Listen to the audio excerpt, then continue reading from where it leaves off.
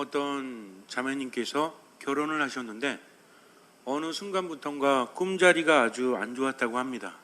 꿈에 누군가 자기의 이름을 계속 부른대요. 그래서 자기를 받아들이라고. 그래서 원래 그 집안에 신기가 있는데 신기가 있어서 가끔씩 신을 받아들이는 그런 사람이 있어야 되는데 천주교 신자가 되어서 그 다음부터 무당이 나오지 않았는데 이제 그 신이 찾아왔다고 합니다. 그러니까 굉장히 괴로워요. 우리 주변에 보면 그런 일들이 가끔 있죠. 집안에 신기가 있어서 신내림을 받아야 된다고 하면서 신내림을 받지 않으면 몸이 막 아프죠. 그걸 뭐라고 부릅니까? 신병이라고 그러죠. 그래서 신을 받아들이는 예식을 하면 그 다음부터 몸이 안 아픈데 신을 받아들이지 않으면 계속 아파가지고 너무나 힘들어요. 근데 이분은 성당에 나가긴 했지만 아주 열심히는 아니었어요. 그래서 그래도 나는 천주교 신앙이 있기 때문에 절대로 신을 받아들일 수 없다라고 했습니다.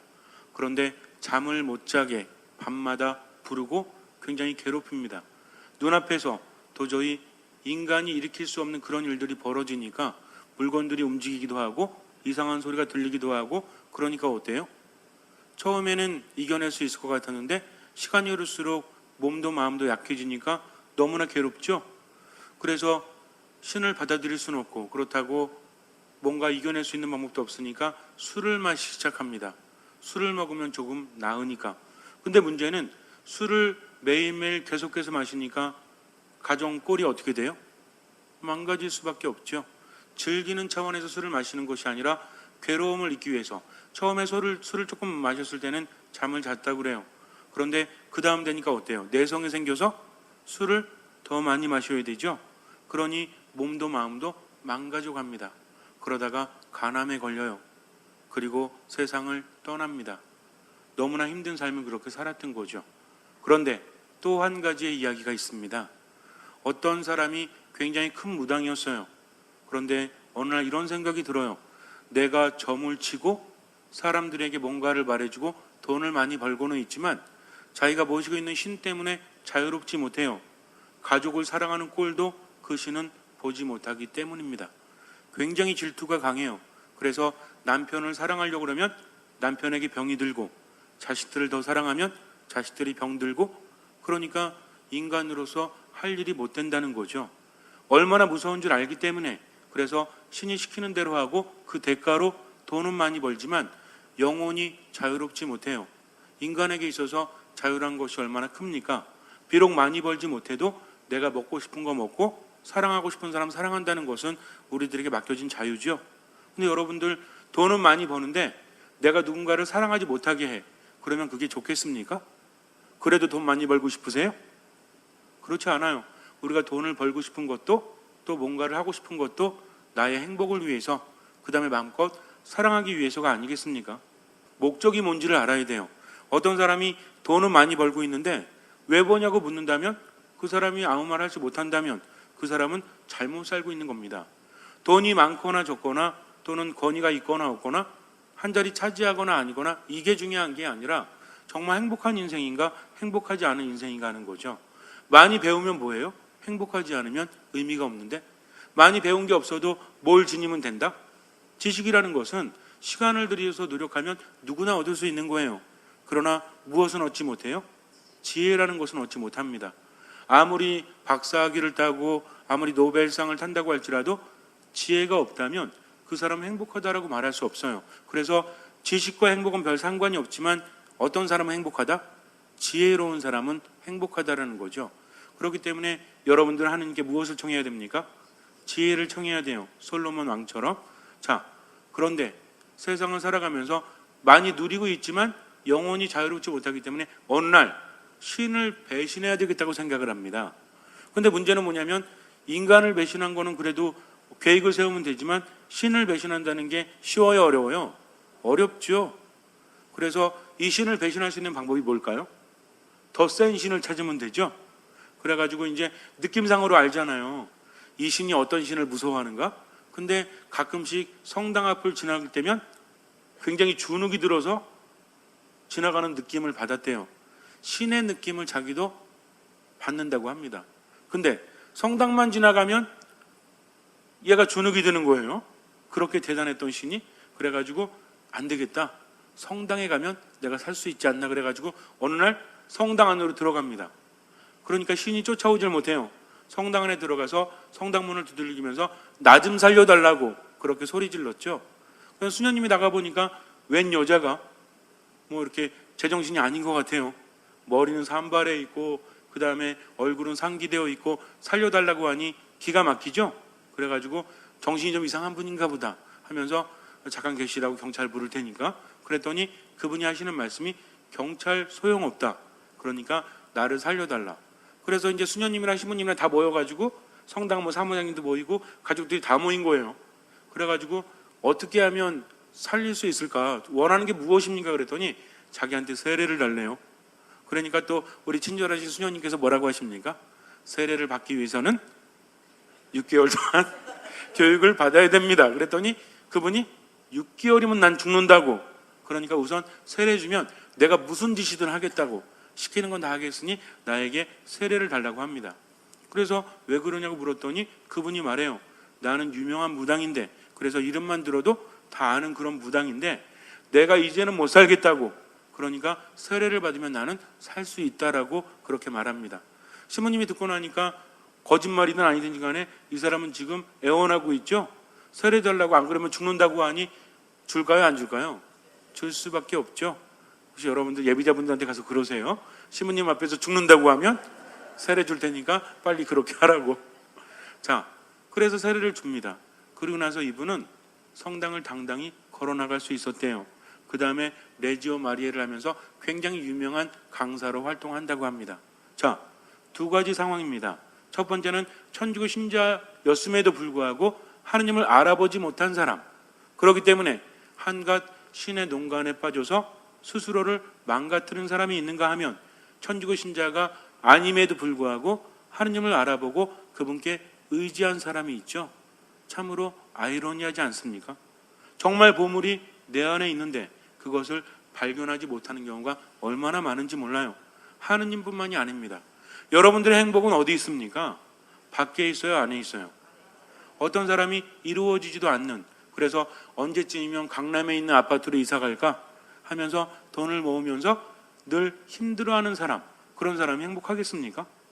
행복하지 않아요. 어디면 어때요? 두 발 뻗고 잘 수 있는데. 어디면 어떻습니까? 편안히 살 수 있으면 되지. 돈 많다고 해서 맛있는 거 더 많이 먹는다고 해서 입맛이 더 좋아집니까? 그렇지 않아요. 여러분들은 무엇을 바라십니까? 정말 행복하기를 바라십니까? 더 많이 갖기를 원하십니까? 그렇다면 우리 인생에 있어서 가장 소중한 게 뭐라고 그랬어요? 돈도 아니고 딴 것도 아니라고 그랬어요. 유한한 무엇입니까? 시간이라는 거죠.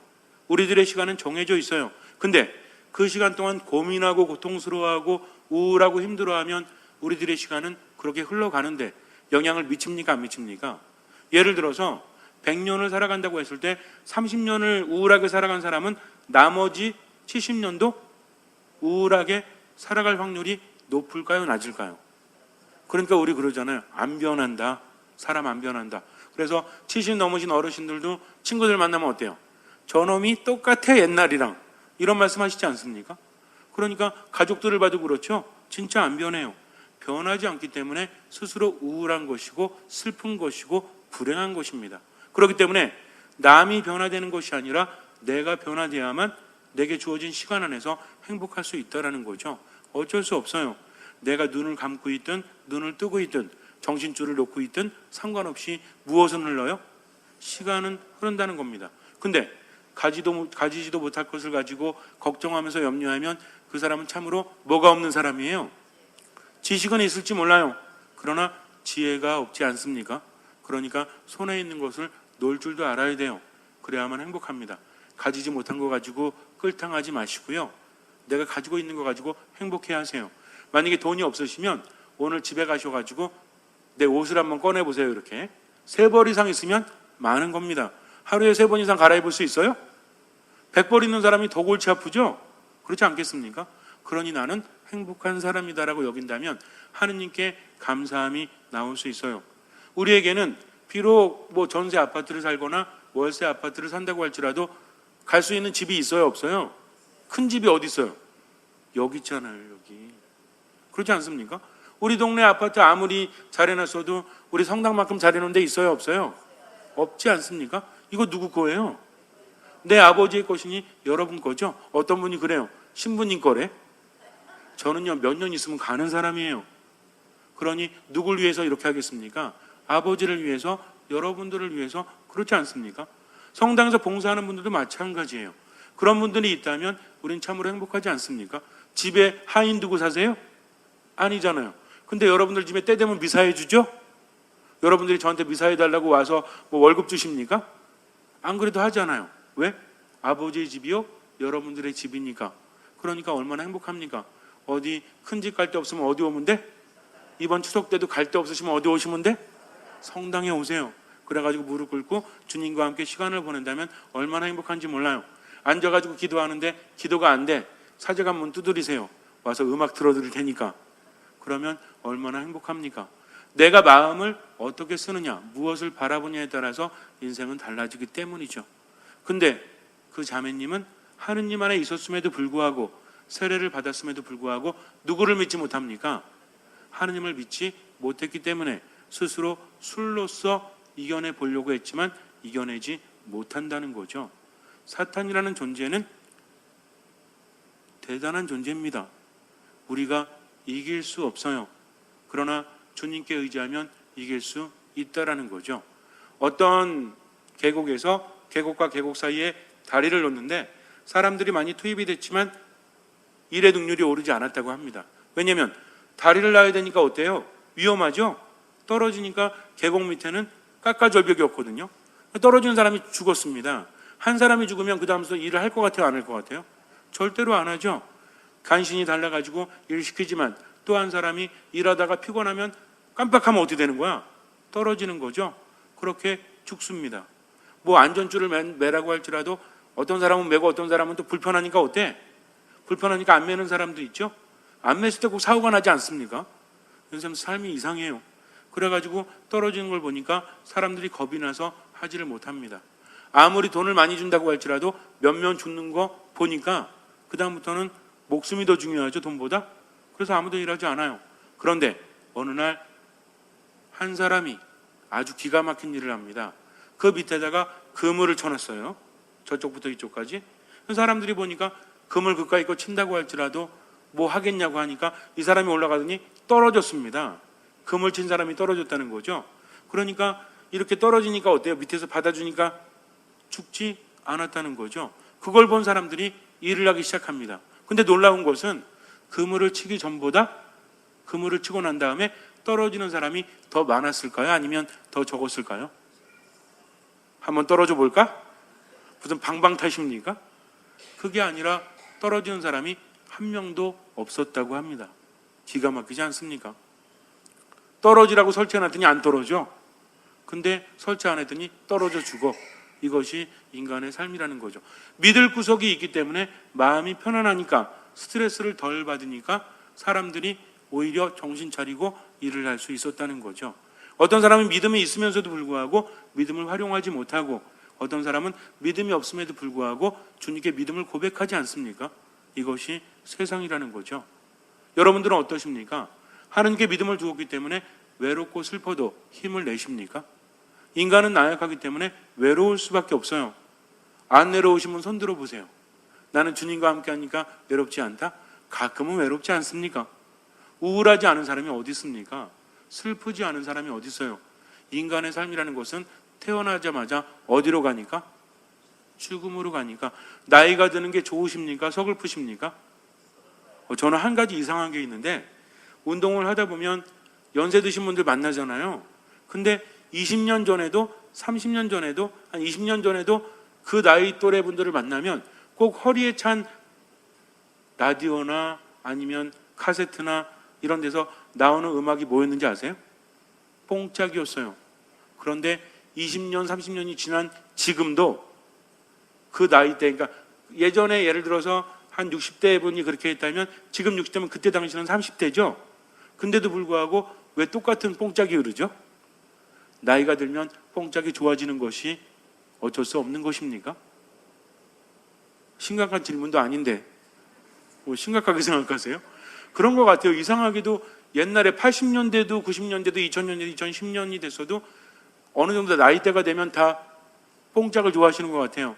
여러분 뽕짝 좋아하시면 손 들어보세요. 네, 나머지 분들 나이 들었다고 그럴까 봐 들고 싶은데 못 들고, 어쨌든 농담인데 그런 것들을 보게 됩니다. 참 재밌는 것 같아요. 그러나 시간이 흐른다는 것은 우리들에게 즐거움까지는 아니더라도 그래도 내가 실망하지 않는 것은 무엇 때문입니까? 믿음 때문이라는 거죠. 아무리 젊은 사람도 언젠가는 그때가 오기 마련이에요. 그러나 중요한 것은 얼마를 더 살면 뭐예요? 여러분들 몇 살까지 살고 싶으세요? 한 100살까지? 몸에선 자꾸 신호 오는데 뭐라고? 오라고 신호 오잖아요. 누가? 근데 문제는 갈 데가 없는 사람이니까 불안한 거죠. 갈 데가 있는 사람은 불안해요? 안 불안해요? 애들이 밖에서 놀다가 저녁 때 배가 고픈데 엄마가 부르면 잽싸게 가죠? 왜? 맛있는 거 주니까. 근데 부를 엄마가 없으면 갈 사람이 없는 아이들은 얼마나 외롭고 힘듭니까? 나이가 들면서 내가 불안해하지 않는 것은 누가 있기 때문이에요? 뽕짝이 있기 때문입니까? 아니에요. 하느님께서 함께 하시기 때문이죠. 때로는 억울하고 때로는 힘들고 괴로워도 내가 웃을 수 있는 것은 무엇이 있기 때문입니까? 하느님께 대한 신앙이 있기 때문이죠. 나이가 든다고 해서 마음이 한없이 넓어지는 거 아니죠. 때로는 더 섭섭하죠. 자식들한테 더 섭섭하고 친구들에게 더 섭섭하고 배우자한테도 더 섭섭하지 않습니까? 그러니까 속은 조불조불해지는 것 같은데도 불구하고 내 마음이 넓어지는 것은 누구 때문이에요? 하느님 때문이요? 그분에 대한 믿음 때문이라는 거죠. 이제는 놓아야 합니다. 어차피 우리들의 삶이라는 것은 더 가져봤자 손해예요. 정말 손해입니다. 그러나 놓으면 얼마나 행복한지 몰라요. 주님께 대한 믿음이 더 커져가기 때문이죠. 근데 이상한 거는 놓는 분한테는 더 주셔. 근데 움켜잡는 사람한테는 더 안 줘. 지난 주일에 우리는 어떤 말씀 묵상했어요? 나를 위해서 목숨을 잃는 사람은 살 것이요, 자기 목숨을 살리려고 하는 사람은 죽을 것이다. 그러니까 온전히 맡기고 최선을 다하면서 살아가는 사람은요 더 많이 행복해요. 근데 행복하려고 움켜잡으려고 하는 사람은 더 많이 불행하지 않습니까? 세상이 그렇다는 거죠. 왜 불행할까요? 아니, 가지려고 하는데 왜 더 불행할까요? 하느님만 계신 게 아니에요. 누구도 있습니까? 사탄도 있어요. 사탄은 어느 때를 노려요? 믿음이 사라질 때를 노립니다. 이게 무섭다는 거죠. 우리를 노리고 있는 사탄들은요, 내가 하느님께 믿음을 두지 못하면 와서 우리의 마음을 망가뜨립니다. 우리 영혼을 망가뜨리고 우리 몸을 망가뜨려서 우울함만 남게 하고 공허함이 남게 하고 희망과 평화가 사라지게 하죠. 근데 이상한 거는 희망과 평화가 사라지면 어떻게 해야 돼? 하느님 안에 더 머물러야 되죠. 근데 그런 사람들은 더 안 머물려고 하죠. 성당 안 나오려고 하면 삐둥대잖아요. 그렇게 시간 흐르면 나아집니까?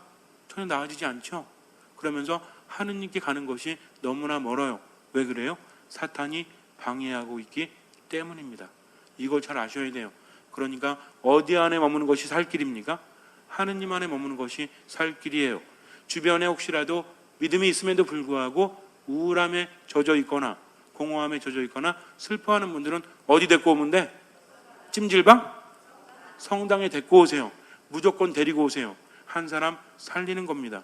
그 사람을 살리면 여러 사람이 살아요. 오늘 복음에서 주님께서는 안식일에 회당에 가서 가르치십니다. 근데 사탄이 먼저 외치죠? 예수님을 알아보기 때문에 그래요. 왜 먼저 외칠까요? 겁나니까. 아까도 말씀드렸지만 그 신을 모시고 있던 무당이 성당 앞을 지나갈 때 신이 먼저 반응하는 것은 원래 그래요. 그렇습니다. 원래 앞에 두려운 존재가 나타나면 움찔하기 마련이죠. 도둑이 제발 조린다고 하잖아요. 그러니까 사탄은 예수님과 함께하는 것을 견디지 못하니까 뭐라고 합니까? 저는 당신이 누구신지 압니다. 지극히 높으신 하느님의 아드님이십니다라고 고백하지만 이건 신앙 고백이 아닙니다. 왜? 사탄은 지금 예수님의 일을 방해하려고 마지막까지도 움찔하는 것이기 때문에. 그랬더니 예수님께서 뭐라고 하세요? 닥쳐라. 그리고 그 사람에게서 나가라. 그랬더니 어떻게 합니까? 그 사람을 한가운데 고꾸라뜨리고 나가죠. 해코지하는 겁니다. 그런데 이상한 것은 그렇게 고꾸라졌지만 그 사람은 하나도 상하지 않아요. 오늘 복음에 보면 어떻게 나오죠? 마귀는 그를 사람들 한가운데 내동댕이 치긴 하였지만 아무런 해도 끼치지 못하고 그에게서 나갔다라고 합니다. 그러니까 아무리 마귀가 해코지하고 발버둥 쳐도 결국은 주님의 보호하심이 있으면 아무런 해도 입지 않는다는 것입니다. 무엇을 두려워하십니까? 여러분들이 세례받을 때 이마에 인호가 새겨졌죠? 성령께서 여러분들을 보호하십니다. 그래서 우리는 성령을 누구라고 그래요? 파라클리토, 변호자 또는 보호자라고 하죠. 우리의 보호자인 성령께서 옆에 계시는데 뭘 두려워하십니까? 부적 뛴다고 급살 안 맞아요. 걱정하지 마세요. 혹시나 여러분들이 집에다가 몰래 부적은 붙여놨는데 시모님 말씀 들으니까 떼긴 떼야 될 것 같은데 뗐다가는 괜히 뭔가 일 생길 것 같으면 저 부르세요. 제가 띄워드리도록 하겠습니다. 걱정하지 마세요. 두려워하지 마세요. 주님 안에서 아무것도 아니에요. 그러나 사탄은요, 두려워하는 사람에게 얼마나 강한지 몰라요. 두려워하지 않는 것은 무엇입니까? 왜 두려워하지 않죠? 더 크신 하나님께서 나를 보호하시니까. 그러니까 두려워하지 않는 사람은 뭐가 있는 사람이다? 믿음이 있는 사람이다. 두려워하지 않으니까 어때요? 우리들의 삶의 고통은 다 어디서 옵니까? 두렵기 때문에 오는 거죠. 이래서 잘 될까? 내 배우자가 이렇게 변할 수 있을까? 내 자식들이 잘해줄까? 이러다가 큰일 나는 거 아니야? 하면서 두려워하니까 내 표정이 굳고 분노가 일어나고 미움이 일어납니다. 근데 두려운 게 하나도 없어 봐요. 그러면은 실실 뭐가 나와요? 실실 웃음이 나오죠. 여유가 생겨요. 그러니까 마음이 넓어져요, 좁아져요? 마음이 넓어지니까 하느님께 감사합니까? 원망합니까? 감사하죠. 움켜잡으려고 그래요? 베풀려고 그래요? 베풀려고 그러죠. 모든 게 일맥상통합니다. 근데 두려움은 어때요? 남에게 베풀 생각이 드는 것 같아요? 내가 죽겠는 걸? 그러니까 어때요? 보상 심리로 자꾸만 움켜쥐려고 하죠. 그러다 보니까 얼굴 표정은 어때? 어두워지죠. 분노와 미움이 자꾸 생기죠. 그러니까 누가 병이 걸려? 내가 병이 들지. 몸도 마음도 영혼도 망가집니다. 잠시 눈을 감으세요. 두려워하지 마십시오. 보호자이신 성령께서 우리를 보호해 주십니다. 주님 앞에서 아무것도 아닙니다. 나를 사랑하시는 주님은 세상의 창조주이십니다. 그분은 전지전능하셔서 불가능함이 없으시죠. 근데 무엇을 두려워합니까? 무엇을 걱정합니까? 예수님께서 뭐라고 하셨어요? 걱정하지 마라. 두려워하지 마라. 내일 걱정은 내일이 하도록 맡겨라 라고 말씀하십니다. 그러니까 주님께 믿음을 두십시오. 마음을 여유롭게 가지십시오. 그리고 웃으십시오. 하느님께 감사하십시오. 주님께서는 그 믿음을 보시고 우리 삶에 놀라운 기적을 일으켜 주실 것입니다. 아멘.